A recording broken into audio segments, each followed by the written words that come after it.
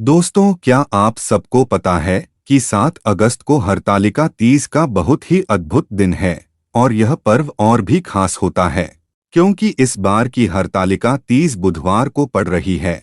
और अगर आपकी कोई भी ऐसी इच्छा है जो बहुत दिनों से अधूरी है, परेशान हो गए हो, बहुत सारे उपाय करके, सारे के सारे व्रत करके, फिर भी इच्छा पूरी नहीं हो रही है, तो ये वीडियो आपके लिए है। पूज्य गुरु जी की कथा सुन के बहुत अच्छे से बताऊंगा।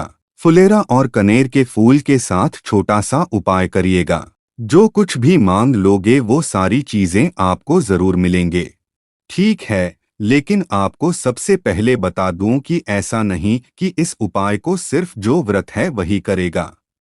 आप व्रत हो तो करना ही करना है, नहीं व्रत हो तो आप करेंगे तो आपको व्रत का पूरा फल मिलेंगे।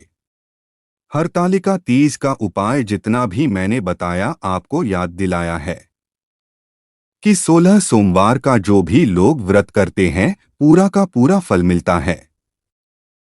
सिर्फ फुलेरा का दर्शन करने से ठीक है, तो समझेंगे इन चीजों को आपको क्या करना होगा। फुलेरा आपको दिख रहा है तो हमें ऐसे महादेव के मंदिर में जाना है। ऐसे महादेव के शिवलिंग के पास जाना है जहां पर इस तरीके से महादेव के शिवलिंग के ऊपर फुलेरा लगा हुआ हो। आपको कल खोजने की जरूरत नहीं है।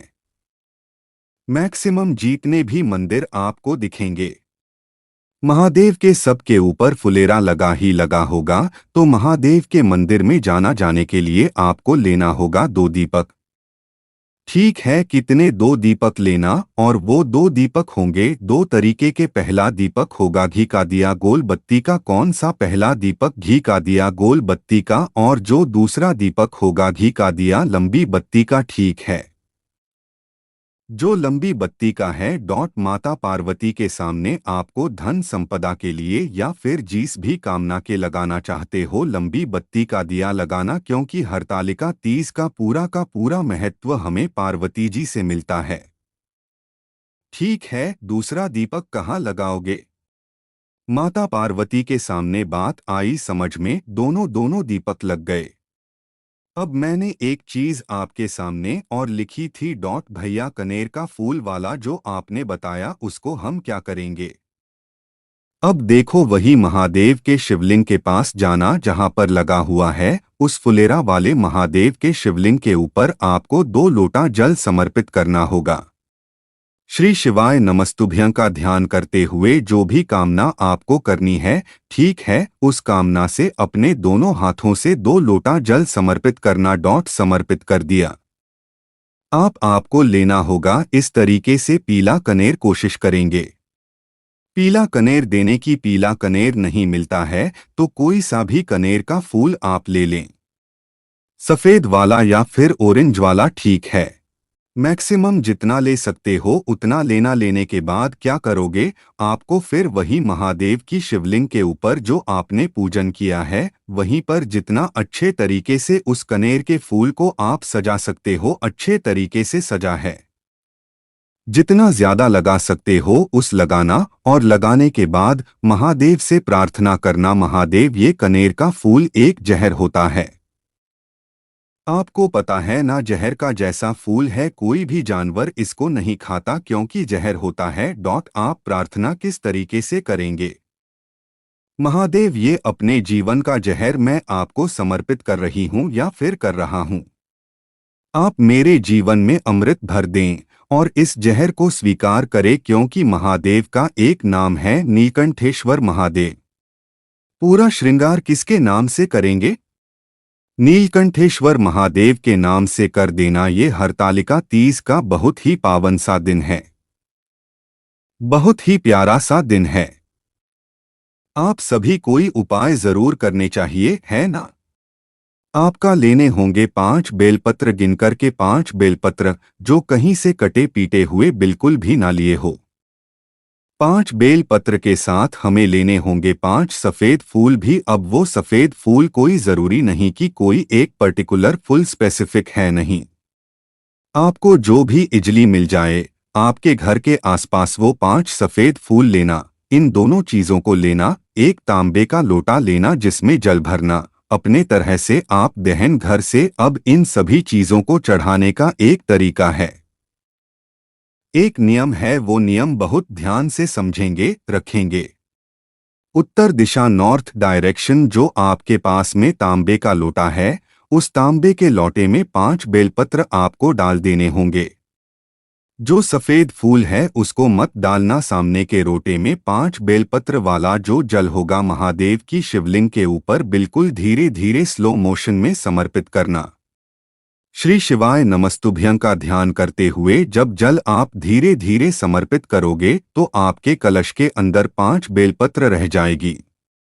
अरे रह जाएगी ना तो उन 5 बेलपत्र को एक एक करके निकालना और महादेव के शिवलिंग के ऊपर रखते जाना, समर्पित करते जाना। श्री शिवाय नम का ध्यान करते हुए, स्मरण करते हुए, अपनी कामना करते हुए 5 बेलपत्र समर्पित हो गए। अब क्या करेंगे? आपके पास में 5 फूल है, ठीक है, तो उन 5 फूलों को महादेव के शिवलिंग के ठीक ऊपर रखेंगे, जिसकी डंडी होगी ऊपर की तरफ और पूल टच होना चाहिए। महादेव के शिवलिंग के ऊपर आपको अपनी कामना करते हुए समर्पित कर देना। इस हरतालिका तीज पे करिएगा। आपके विशेष आपकी इच्छा है, जिसका कामना से करोगे वो सारे विशेष पूरे जरूर होंगे। ये उपाय भी कब करना होगा? शाम के टाइम पे। काल में 2 पाए तो हो गए। आगे बढ़ते हैं। इस वीडियो में हम लोग अपने तीसरे उपाय, लेकिन अब आपको छोटा सा काम ये है कि वीडियो को शेयर जरूर करना है। गौ माता के दूध से बना हुआ घी, और कोई घी हमें लेना ही नहीं। उपाय मत करना वो ठीक है, लेकिन गौमाता की घी के अलावा कोई और घी नहीं लेना, ठीक है। घी ले लिया। अब उसके बाद चले जाना महादेव के शिवलिंग के पास। अब महादेव के शिवलिंग के पास जाओगे तो फेस रखना उत्तर दिशा, नो डायरेक्शन। हम सबको पता है कि महादेव का पूरा परिवार शिवलिंग पे ही विराजमान है। अब एक बात और समझ लो कि इस उपाय को करने के बेनिफिट क्या है। आपके घर में अगर लड़ाई बहुत होती है, हमेशा क्लेश मचा रहता है, आपसी प्रेम बिल्कुल भी नहीं है, तो इस उपाय को करेंगे। आपके पास में घी है, अरे है कि नहीं है, तो उसे घी का लेपन माता अशोक सुंदरी के स्थान पे जितना अच्छा आप कर सकते हैं, करेंगे। और जिस इंसान की वजह से आपके घर में लड़ाइयाँ होती है, क्रोध है, प्रेम नहीं है, उस इंसान का नाम और गोत्र बोलेंगे।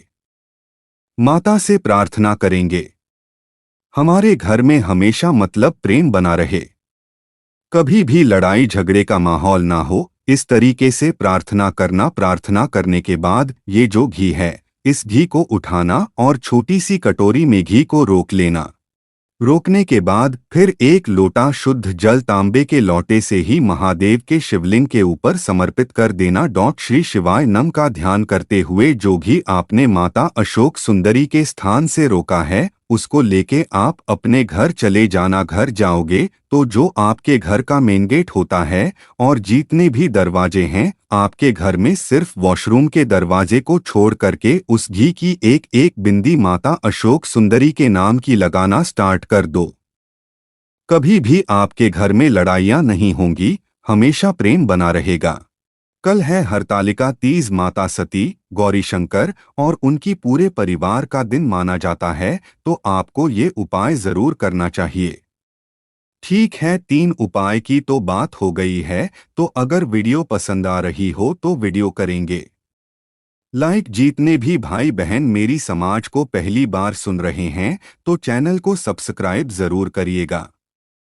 ठीक है, चलो समझते हैं। अब इस उपाय को करने के सबसे पहले बेनिफिट समझ लो। एक ही फायदा है और वो है मनोकामना। बहुत दिनों से अधूरी रह गई है, तो इस उपाय को करेंगे। इसके लिए हमें मात्र एक बेलपत्र की जरूरत होगी। कितनी? मात्र एक बेलपत्र, बहुत प्यारी सी, बहुत सुंदर से लेना। उसे एक बेलपत्र के साथ हमें लेना होगा लाल चंदन, और उस लाल चंदन का पेस्ट बनाना है। जो बड़ा वाला पट्टा आपको दिख रहा है, इस बड़े वाले पत्ते पर आपको एक ओम बनाना है। उसी लाल चंदन से एक ओम का निर्माण करना, जैसे मैंने लिखा है इस तरीके से ओम बना दिया, और आपको कुछ नहीं करना है। इस ओम वाले पत्ते को उठाना और लेकर चले जाना। बेल पेड़ के नीचे, ठीक है, बेल पेड़ के नीचे खड़े होना। सुबह जाना चाहो सुबह जाओ, शाम को जाना चाहो शाम को जाओ। पहुंचना, वहां पर बैठ जाना। बैठने के बाद आपको जो ओम वाला पत्ता है, आपने बेल पत्र लिया है, उस ओम वाले बेलपत्र को बेल पेड़ के नीचे रख देना, जिसकी पत्ती होगी बेल के पेड़ की तरह और डंडी होगी आपकी तरह। उसके ऊपर अपना हाथ रखना, दाहिना हाथ रखना। जो भी आपकी कामना हो वो कामना करना। विशेष कहना, विशेष कहने के बाद अपनी कामना, जीवन के कष्ट कहने के बाद नमः शिवाय क्या बोलोगे? नमः शिवाय बोल करके उस बेलपत्र को उठा लेना, ठीक है। उठाने के बाद लेके चले जाना महादेव के शिवलिंग के पास में। कहाँ जाओगे? महादेव के शिवलिंग के पास में जाना, नॉर्थ डायरेक्शन। और आपके पास में जो एक ओम वाली बेल पत्र है, बेल पेड़ की नीचे से उठा करके लाए हो, वो आपको अपनी कामना करते हुए महादेव के शिवलिंग के ऊपर समर्पित कर देनी है। श्री शिवाय नमस्तुभ्यं का ध्यान करते हुए और उसके बाद फिर एक लोटा शुद्ध जल तांबे के लोटे से इसी ओम वाले पत्ते के ऊपर समर्पित कर देना। जिसका कामना से जिस विश के साथ इस उपाय को करोगे, वो सारे विशेष, सारी इच्छाएं आपकी पूरी जरूर होगी। कोशिश की मैंने इस वीडियो में आप सभी को बहुत अच्छे तरीके से हर एक चीज को बताने की, और वीडियो पसंद आई हो तो लाइक करिएगा, दोस्तों के साथ शेयर करिएगा, और जितने भी भाई बहन मेरी आवाज पहली बार सुन रहे हैं तो चैनल को सब्सक्राइब करेंगे। ओम नमः शिवाय, जय महाकाल।